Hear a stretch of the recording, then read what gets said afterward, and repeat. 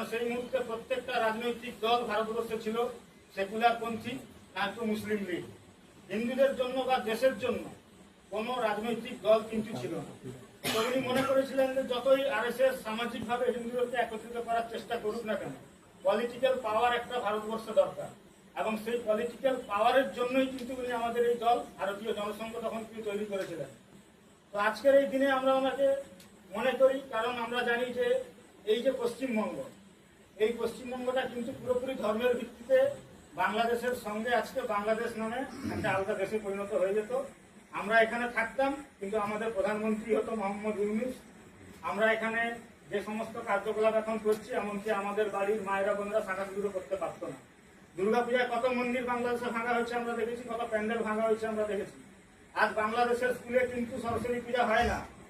আজকে কিন্তু বাংলাদেশের সন্ধ্যার টাইমে আমরা হরে কৃষ্ণ গান বাজাতে পারি না।